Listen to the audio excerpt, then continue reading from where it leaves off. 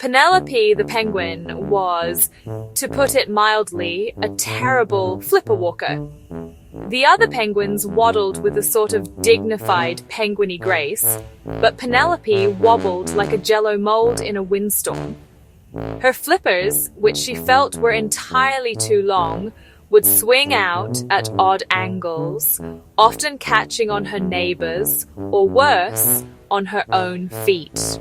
One brisk morning, the whole colony was lined up for the annual March of the Mackerel, a solemn parade to the best fishing grounds. Penelope, determined to prove her worth, had practiced all week.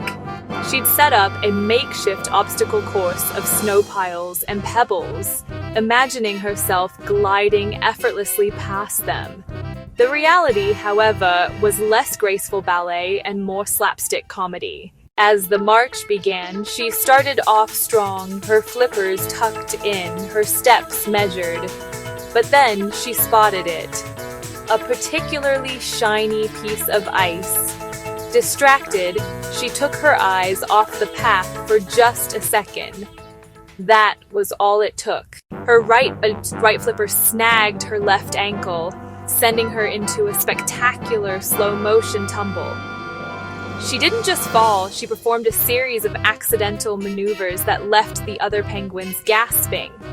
She pirouetted once, did a sort of impromptu backward slide, and then, with a final dramatic plop, landed squarely on her belly. But she didn't just land. She landed perfectly on a slick patch of ice and, with the momentum of her fall, began to slide.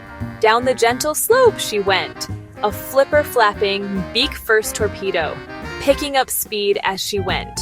She zoomed right past the entire March of the Mackerel, past the astonished elders, and shot straight into the middle of the fishing grounds with a joyful ker-splash.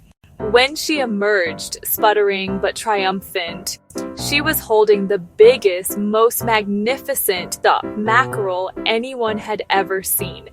From that day on, Penelope wasn't known for her clumsiness, but for her innovative and highly effective sliding dive and conquer fishing method. The other penguins still waddled, but every now and then you'd see one try a little sideways slide, hoping to catch a bit of Penelope's magic.